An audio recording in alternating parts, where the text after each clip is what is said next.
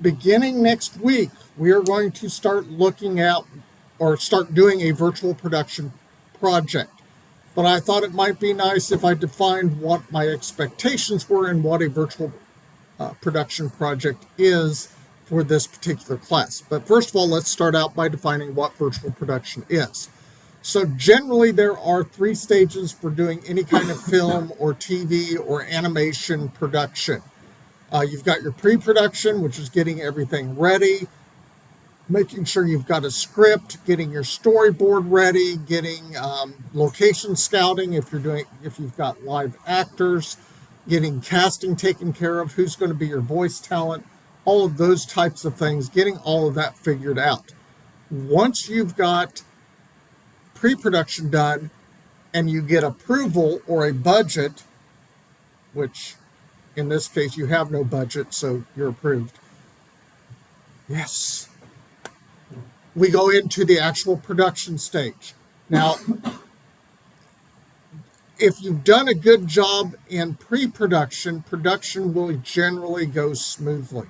The more pre-planning you do, figuring out your scenes, figuring out the sets, all of those things done beforehand, the easier production gets. Production is the actual filming. This is when you've got your actors on set, or you've got your voice talent there to record their voiceovers and to get all of that ready to go. When we're talking about animation, that would be actually drawing the projects and getting everything timed up with any voice or music that's being used in the project. Post-production is then the correction for all the mistakes that happen during production. It's getting the color correction, adding audio, correcting audio, re-recording audio is frequently an issue. Adding your visual effects, getting the credits, the trailers, the headers, all of the work to make it a final product. If somebody starts saying, "Don't worry, we'll fix it in post," that's when you need to start getting worried during production. If everything's being put off to post-production, that's kind of scary. The more traditionally, when you're working on a film project, this is basically how a project's going to go. You're going to have a script. You're going to get a pre-production green light from whoever is paying for the project. You'll decide who your leads are, who's the director of photography, who's the production designer, who's the accountant, which is misspelled on there, the first assistant director, directing, all of that kind of stuff. And you'll get the script breakdown. Then, as you continue into pre-production, you start figuring out your budgeting, your finances, your legal, your casting, getting your storyboards finished, getting any script revisions. This all happens in your pre-production. And then once all of these things are done and the studio that's paying for everything is happy with what you have done, then you go into production green light, which is where things start getting really expensive, because that's when all of your extras and your actors and all of your support people have to be there doing this, and they're getting paid either hourly or daily or whatever, or they're getting salary. So things get very expensive once you go into production. In virtual production, things work a little bit differently. And this image was created by the good people at Epic for the Unreal Engine, and how things flow when using the Unreal Engine for virtual production. Now, this could also apply to Unity, though Unity is not typically used for virtual production. Blender is actually a good tool for also doing this. So you've got your idea, you've got working together the art department, the pre-visualization department, the virtual art department, i.e. the modelers, the texture artists making the objects. We figure out the VFX, you do your final asset creation, you do finish up your pre-visualization, your technical visualization, start working with your green screen, get your live action recordings done. If you're fortunate enough to have an LED wall, that's the big screens like the Mandalorian stuff, the cool stuff. I asked for one. They just kind of laughed at me. How much would that cost? Just a couple $100,000. We don't want a big one. We'll take one panel. Just one. Well, that's what we have right there. That's one panel. Thank you. Maybe two. I have considered going down into the atrium and taking over the atrium and using their panel, but their panels are too far apart. You can see the edges between them. If a virtual production or an LED volume is done correctly, you cannot see the space between the panels. And that's why we have not done that. And then, of course, we shift into doing the editing, the post, the VFX, final edits, all that kind of stuff. It is an iterative process for doing this. Because we are doing it all virtual, we're able to make adjustments more quickly inside the environment. One of the big demand areas is for people that know game engines and know film. And they bring them onto set to do make the adjustments. Hey, adjust this lighting in the volume. We need this tree moved over because it's blocking the lights or something like that.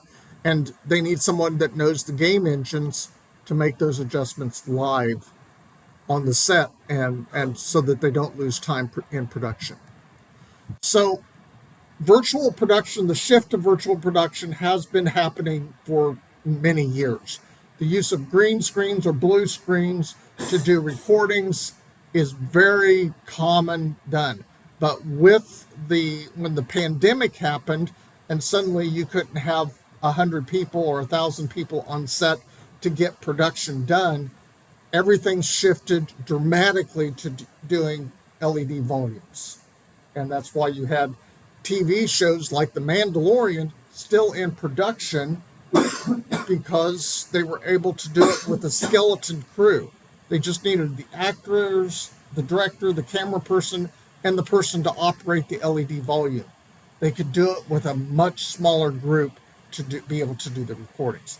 And this is an example of what an LED volume might look like inside of a set. That is updated in real time by usually Unreal Engine. That's the most commonly used tool for this, which is why we cover the Unreal Game Engine in Game Engines 2. There are multiple types of virtual production. Virtual production is a catch-all term.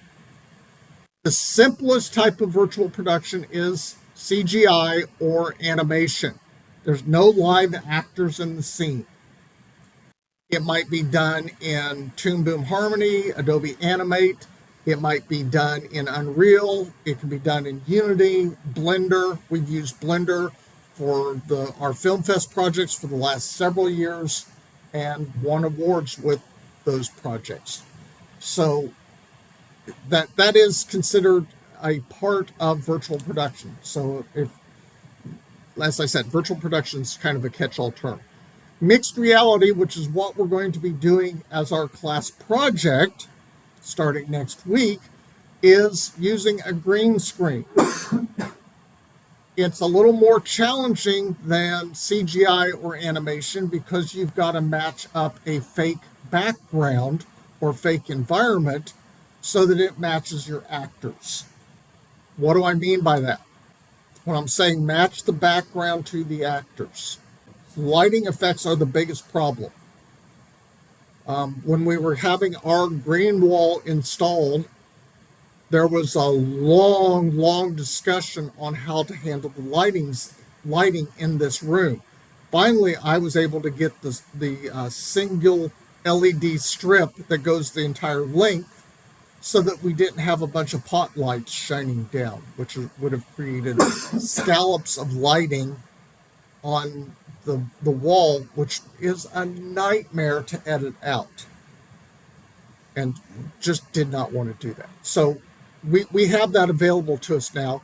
We're going to look at several different ways as a part of this assignment that you can put your recording, your mixed reality into different tools. We'll look at using Premiere Pro because we have Premiere Pro for free here on campus. We'll probably also look at Blender on how to do that. And I might even jump us into Unity. I would normally take you into Unreal, but since nobody in here's used Unreal, that doesn't seem like a fair thing to do. So we'll instead look at how to do this in Unity, and I'll go over that process as well, which is lots of fun. And then the most expensive is the LED volume. That is where you've got basically an LED TV. They're specially designed to be put very close to each other, and they are driven through Unreal to create the scene. We can use that then for our lighting in the scene even. Normally you have lights in the scene as well, but because the LED volume itself is emissive in its lighting, that becomes part of your lighting for the scene. And so you have to account for that when you're recording that. Obviously, using an LED volume is also mixed reality because you're going to have live actors as a part of that. But you're cutting out a production step. You're not having to do chroma keying to remove the green screen from that environment, which is really cool stuff. So our pipeline is going to look something like this. I'm going to expect you to come up with a very simple script. We're talking like just a few lines of stuff. I encourage you to storyboard that.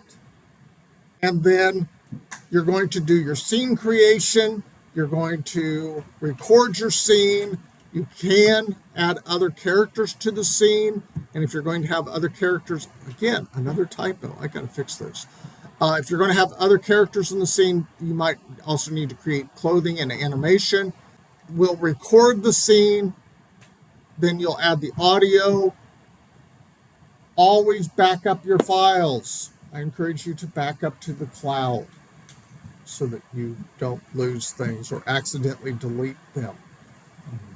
And then we'll do our final editing and a final render. And then, of course, we do our life goal of retiring to the beach, which is not close to any hurricane paths or fire zones. So, software that you have available to you. If you need to create characters, you could use Ready Player Me. They're more anime-style characters or cartoonish characters. We have Real Illusion character creators on these computers on the short wall. You can create very realistic looking characters using that tool set. If you are using Unreal, you can use the MetaHuman tool set, which are very realistic looking characters. You can create your own clothing for all of these different characters using Marvelous Designer. That is the industry standard. Or you can use Blender. Blender 4.2 has some really cool cloth capabilities now that were not there in the previous versions. So you can actually create your own clothing for the characters. If you're going to have characters in there, you're probably going to need to animate those characters so that they're not just simply static. You can do that with your Real Illusion iClone, which again is all the computers on the short wall. You can do that with Blender. You can do that with Unreal Engine. You can do that with Unity. We can animate all of those characters. Scene creation is probably something that you're going to be more focused on for this project. You can use Unreal if you're using the Unreal Engine. As I said, that is not an expectation. Or you can grab a scene from someplace and use that as your background. And we're going to talk about that in just a second. You can get the scene and Photoshop it or use Substance or Unreal or Unity, create the scene in those tool sets, and then use that as your background. Take a JPEG of it or a PNG of it and use that as your background image. Scene recording can be done with Unreal. It can be done with Blender. It can be done with Unity. Again, we're going to go over how to do that in class starting next week. And then you will need to do final editing in either Premiere Pro or DaVinci Resolve. The easiest way to do this project is do your recording, figuring out your background, and then put it all into Premiere Pro and do some chroma keying. That is the easiest way to take care of it. But I am going to try and get you to use Unity to do some of this, because it's just so cool to do it inside of a game engine.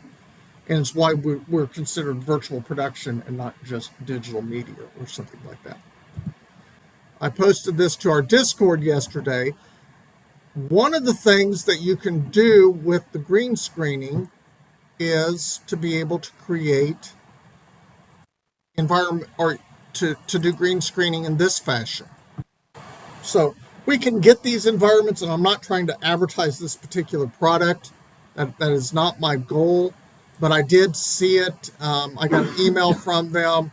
It's like $60, and I can get all these different backgrounds. Now, they are static backgrounds for the environments, but there's a lot of really cool ones there.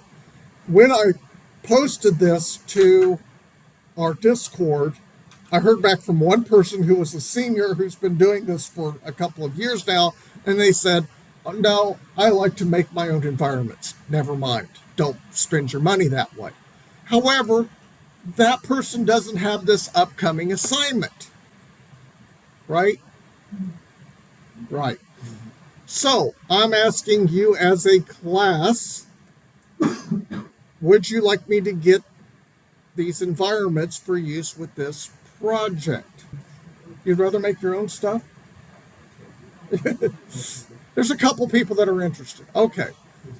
Okay, so the programmers want the environment, the artists don't. That's fair.